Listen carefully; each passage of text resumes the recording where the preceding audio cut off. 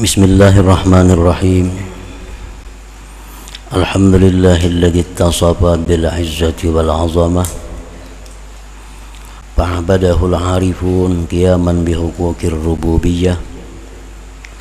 Asyhadu an la ilaha illallah wahdahu la syarika lah. Syahadatan man 'arafahu wa syahadah. Wa asyhadu anna sayyidana Muhammadan abduhu wa rasuluhu khairul bariyah. Allahumma salli wa sallim wa barik ala sayyidina Muhammadinil ma'rufi bis samaha wa ala alihi wa ashabihi wa dzurriyyah wa man tabi'ahum bi ihsanin ila qiyamis saah. Amma ba'du.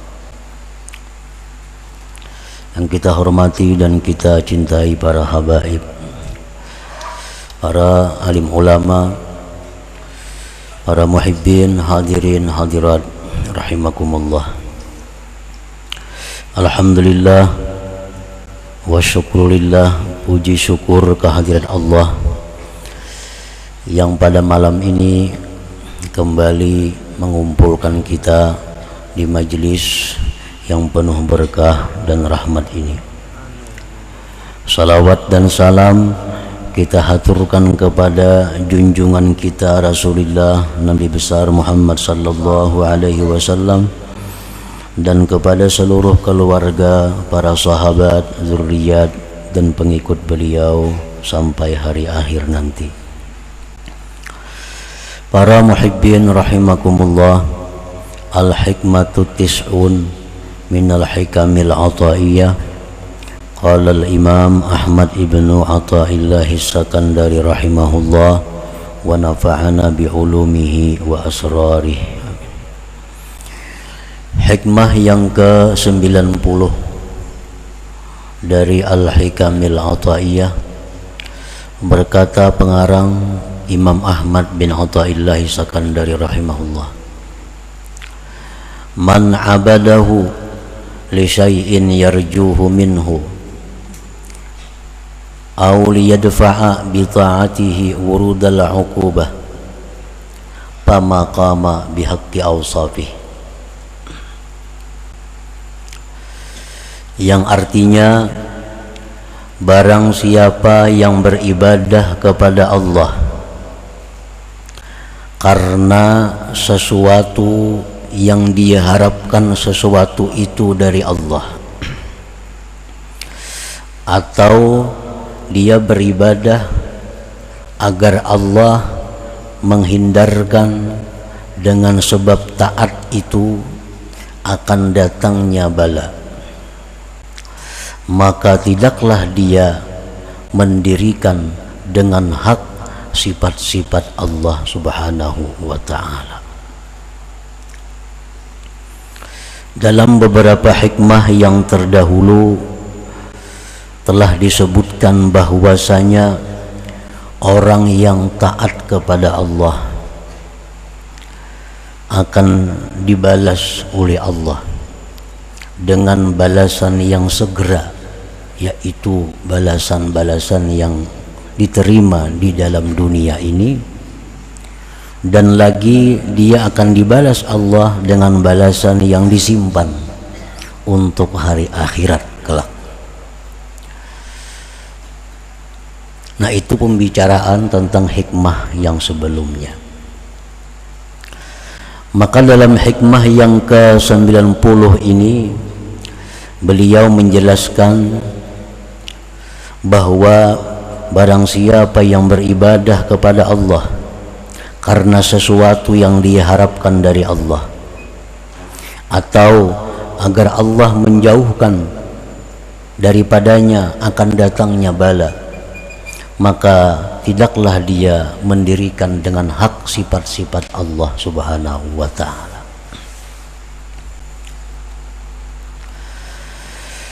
Man abadallaha ta'ala li syai'in yarjuhu minhu fid dunya kasa'atir rizki wa tayyibil ma'isah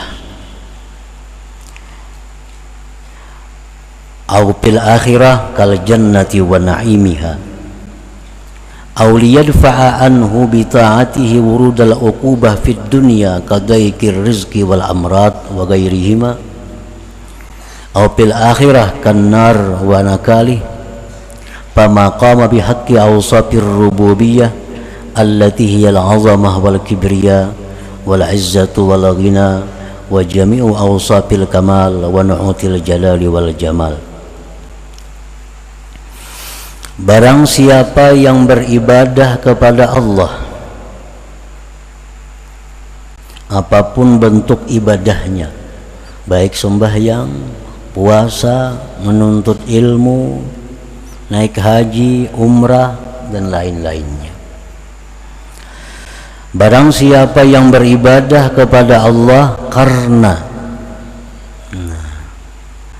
artinya terdorong oleh sesuatu yang dia harapkan sesuatu itu daripada Allah, seperti keluasan rezeki, baiknya penghidupan, atau di akhirat seperti surga dan kenikmatannya, atau agar Allah hindarkan daripadanya dengan taat itu datangnya bala dalam dunia, seperti sempitnya rezeki, penyakit-penyakit dan selain keduanya, atau di akhirat seperti neraka dan siksanya. Maka orang yang beribadah dengan demikian, orang yang beribadah dengan terdorong, termotivasi oleh yang demikian, maka dia tidaklah mendirikan dengan hak sifat-sifat ketuhanan yang itu adalah kebesaran, kemuliaan, kekayaan, dan sekalian sifat-sifat kesempurnaan dan sifat-sifat kebesaran dan keelokan. Nah, para muhibbin rahimakumullah, orang ini beribadah kepada Allah terdorong, termotivasi sesuatu yang dia harapkan Allah memberikan sesuatu itu padanya, baik di dunia atau akhirat. Atau orang ini beribadah kepada Allah termotivasi, terdorong agar Allah jauhkan dia dari bala dan bencana. Maka orang yang seperti ini, orang ini ibadahnya tidak bisa dikatakan baik, tidak bisa dikatakan sempurna.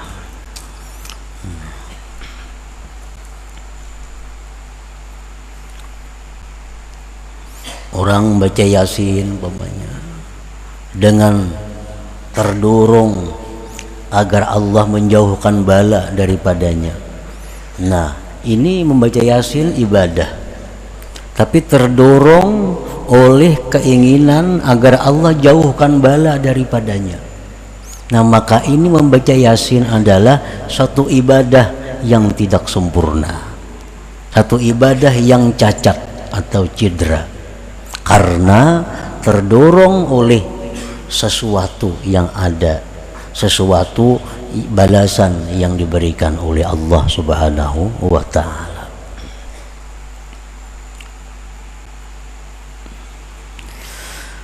Pannasu fi ibadatillahi ta'ala bi'atibari ikhlasihim ala thalathati aqsam. Maka bermula manusia pada beribadah kepada Allah Subhanahu wa ta'ala dengan ma'iktibar keikhlasan mereka itu terbagi 3 macam golongan manusia. Faminhum may ya'budullah khawfan min 'iqabih ajilan aw ajila aw tama'an fi rahmatih wa hifzih ajilan aw ajila wahum min awamil muslimin fa ibadatuhum ma'lulatun madkhulah. Maka sebagian dari manusia ada orang yang beribadah kepada Allah karena takut dari siksa Allah. Ada orang yang beribadah kepada Allah itu karena takut terhadap ancaman Allah, baik di dunia atau akhirat. Atau dia beribadah itu karena ingin dapat rahmat dan lindungan Allah di dunia atau akhirat. Wahum min awamil muslimin, maka orang seperti itu adalah golongan orang awam daripada kaum muslimin. Artinya orang ini beribadah surga nang ditujunya. Orang ini beribadah supaya jangan masuk neraka. Orang ini beribadah tujuan supaya dalam dunia dia dilindungi oleh Allah. Orang ini beribadah supaya dalam dunia dia mendapat kebaikan-kebaikan dari Allah. Nah, ini adalah cara perilaku beribadahnya orang awam. Fa ibadatuhu ma'lulatun madakhulah, maka ibadah mereka ini sakit dan cedera. Arti ibadahnya itu kada sempurna. Ibadahnya itu kada sempurna. Ibadahnya itu murah nilainya di sisi Allah Subhanahu wa ta'ala. Karena barang apapun bila sakit, bila cedera, tentu itu murah. Nah, jadi ibadah orang awam yang seperti demikian, maka itu ibadahnya nilainya sedikit di sisi Allah Subhanahu wa ta'ala. Wa fihim qala alaihi salatu wassalam, dan pada mereka itulah Rasulullah sallallahu alaihi wasallam bersabda, laulan nar ma sajada lillah sajid. Ujar Nabi, andai kata tidak ada api neraka, niscaya tidak ada sujud bagi Allah seseorang yang sujud. Nah, ini orang-orang awam. Jakanya kada ada neraka, kada bisa bayangan orang awam ini. Kada bisa bayangannya. Cuma karena takutan masuk neraka, kalau sembahyang, puasa, berzakat, nah, karena takutan masuk neraka. Laulan nar ma sajada lillah sajid, jikalau tidak ada neraka, tidak ada orang yang sujud kepada Allah. Nah, ini golongan tadi. Artinya golongan ini bukan golongan yang tidak baik, bukan. Cuma kurang baik. Kurang baik.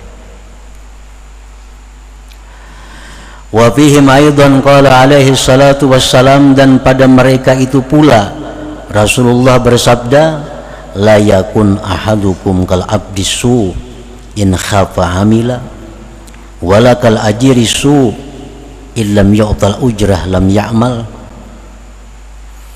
Janganlah kalian itu seperti seorang budak, seorang hamba yang jahat.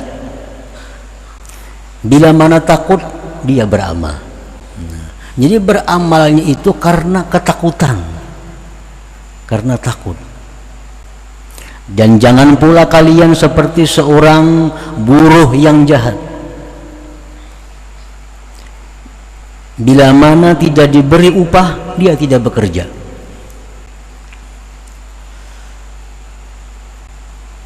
Andai kata tidak ada surga yang dijanjikan Allah, belum tentu mereka sembahyang, belum tentu mereka umrah, belum tentu mereka menuntut ilmu, jikalau tidak dijanjikan surga oleh Allah. Nah, ini hamba Allah, hamba tapi hamba yang jahat, hamba yang jahat.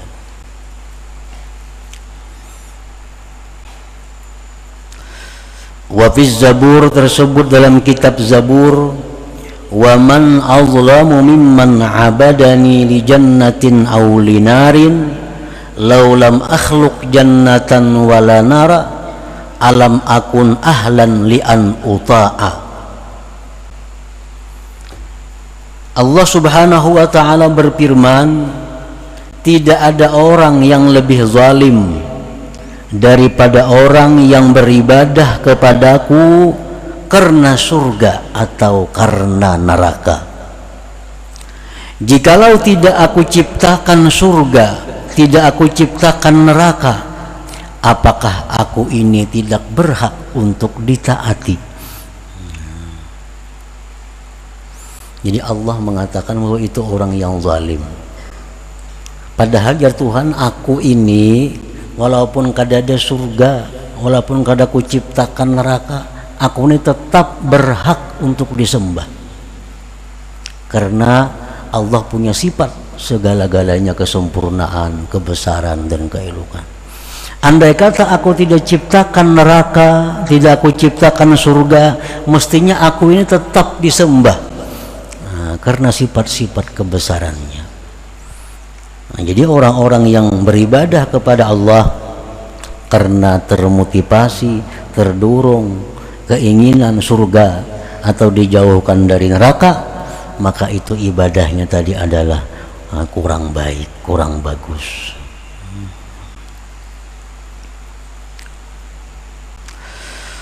Qala Abu Hazim Al-Madani, inni la astahi min rabbi an a'budahu khawfan minal azab wa an a'budahu li jannah walakin a'buduhu mahabbatan lah. Abu Hazim Al-Madani berkata, sungguh aku malu dari Tuhanku bahwa aku beribadah itu karena takut daripada azabnya, dan aku malu beribadah kepada Allah itu mengharapkan surganya Allah. Tetapi aku beribadah kepada Allah itu karena aku cinta kepada Allah Subhanahu wa ta'ala. Nah, jadi itulah golongan orang-orang awamul muslimin, orang yang kadang menuntut ilmu, orang yang hanya sekedar tahu tentang agama. Nah, mereka beribadah dengan demikian tadi caranya. Bila beribadah pasti ada untingannya, bila beribadah ada aja yang diharapnya.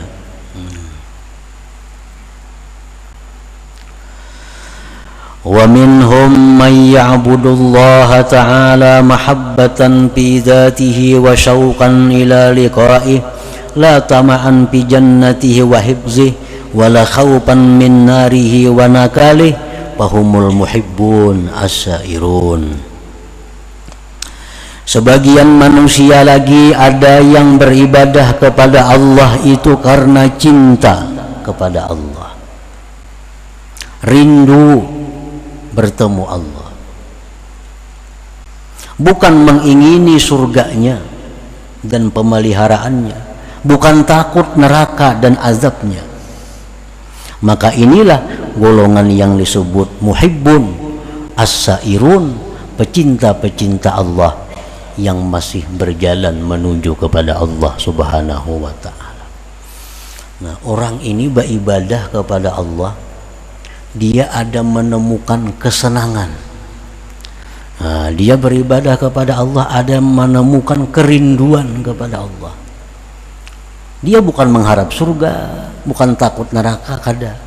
Cuma bila mana mereka beribadah, mereka ada ketenangan. Nah, mereka ada kerinduan kepada Allah. Nah, ini orang-orang yang golongan muhibbun, golongan pecinta Allah Subhanahu wa ta'ala, yang masih berjalan menuju Allah Subhanahu wa ta'ala. Orang ini bila hatinya gelisah, bila hatinya galau, ambil tasbih, berzikir la ilaha illallah, la ilaha, karena dia menemukan ketenangan dalam zikir itu. Orang ini bila hatinya kada nyaman, baca Quran, dia menemukan kenikmatan dalam baca Quran itu. Nah, ini orang-orang muhibbun.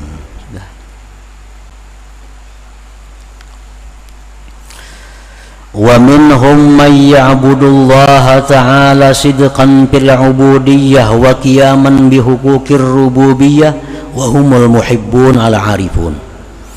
Sebagian lagi di antara manusia, orang yang beribadah kepada Allah itu karena membenarkan bagi kehambaannya dan melaksanakan hak Tuhannya.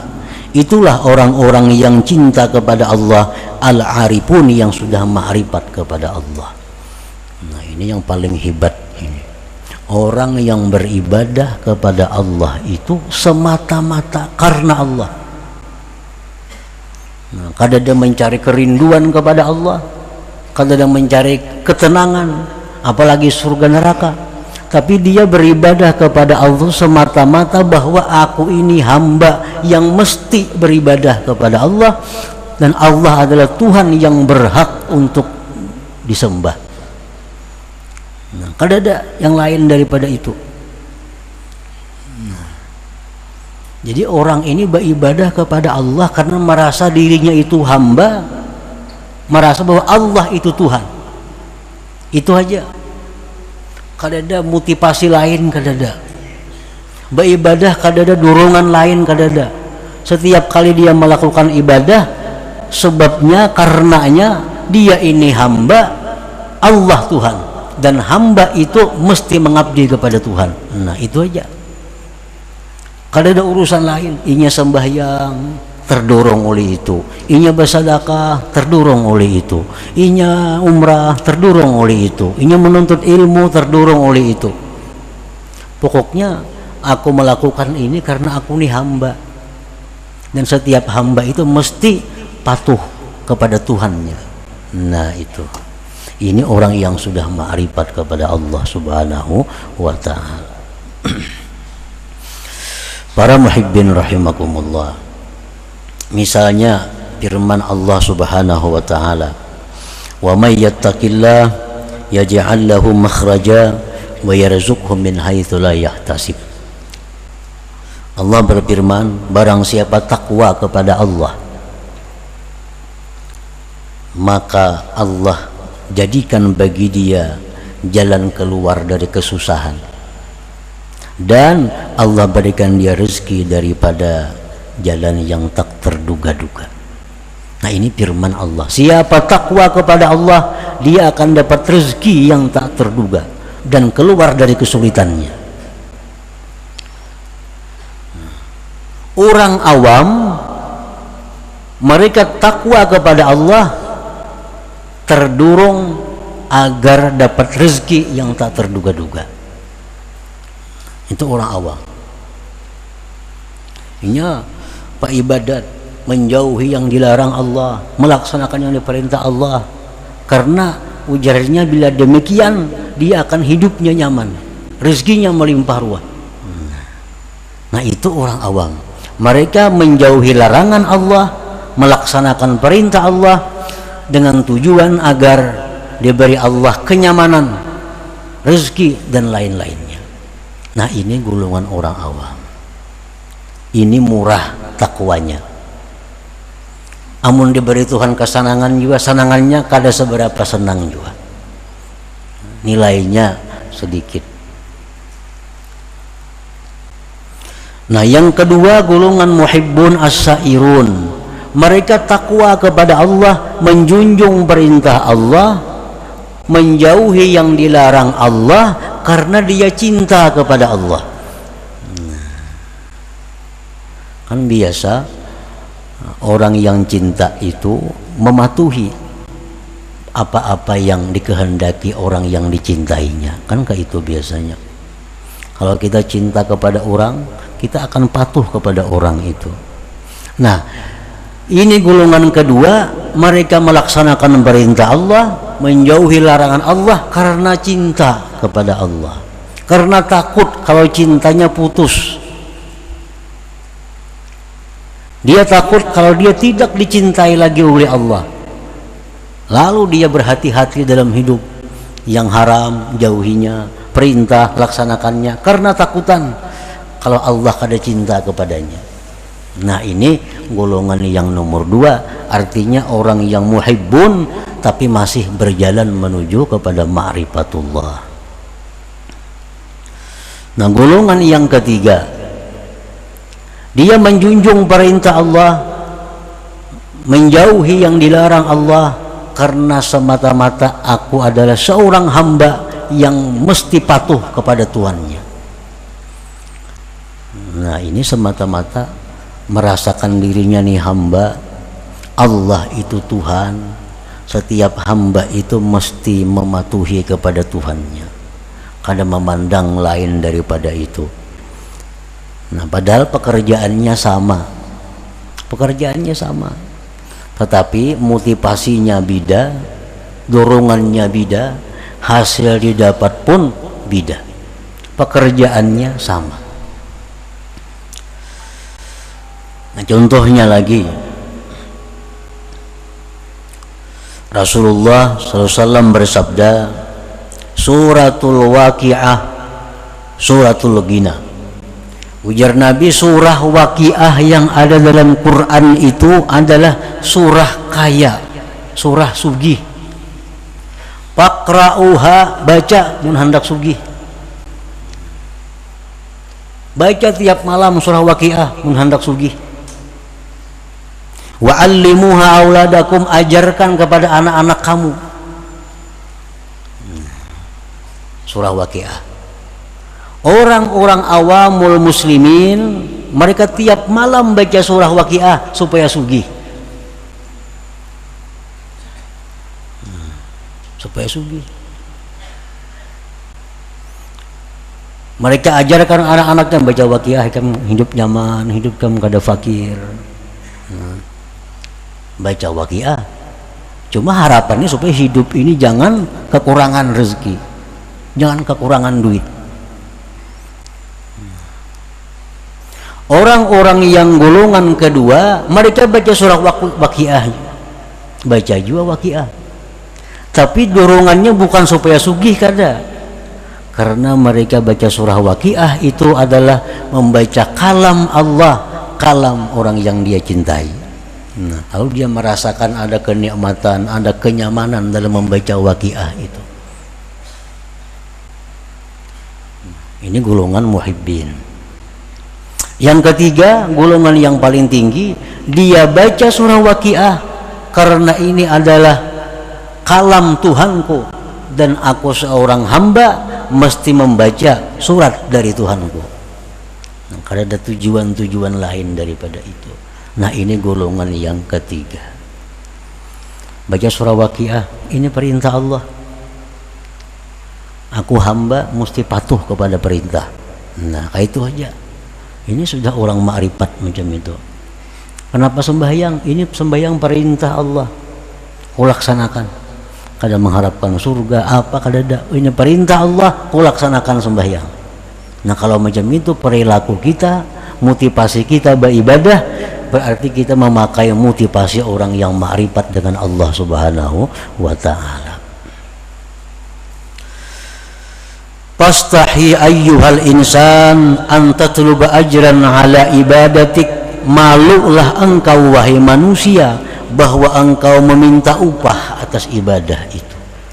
Mestinya kita malu, kita minta ganjaran atas ibadah itu, mestinya malu.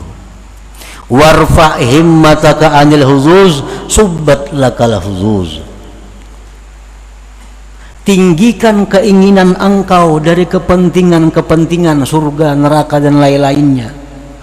Niscaya ditumpahkan bagi engkau kepentingan-kepentingan itu. Nah, artinya kalau orang tuh baca Quran, baca surah waqi'ah, atau ia takwa kepada Allah semata-mata karena dia hamba Allah dan yang menyuruh ni Tuhan adalah Tuhannya Allah Subhanahu wa ta'ala, dia baca Quran, dia takwa kepada Allah, akan Allah tumpahkan baginya bagian-bagian seperti yang diingini oleh orang-orang awam tadi, bahkan lebih banyak daripada yang diberikan kepada orang-orang awam tadi. Orang awam baca surah waqi'ah, berduit inya, berduit karena tujuannya memang itu. Nah, orang ini kada tujuan apa-apa, dia baca waqi'ah juga, tapi Allah berikan rezeki yang melimpah ruah kepada orang ini. Beda dengan rezeki yang diberikan Allah kepada orang yang awam tadi, lebih banyak, bahkan sampai kepada anak cucu cicit intahnya. Diberikan Allah rezekinya, diberikan Allah keluasan nikmatnya, berkat berkat keikhlasan yang murni dari nenek moyangnya yang dahulu itu. Orang awam tadi paling-paling sagandinya seorang itu, anak cucunya kada sampat menikmati itu. Tapi kalau orang-orang yang ma'rifat kepada Allah ini, yang mana mereka beribadah semata-mata karena merasa dirinya hamba yang mesti beribadah, nah ini Allah berikan segala macam bagian-bagian yang abadi, yang sampai kepada anak cucunya menikmati bagian-bagian itu.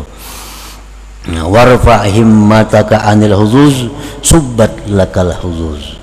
Angkatlah dari keinginan engkau, keinginan-keinginan, niscaya akan ditumpahkan bagi engkau bagian-bagian itu.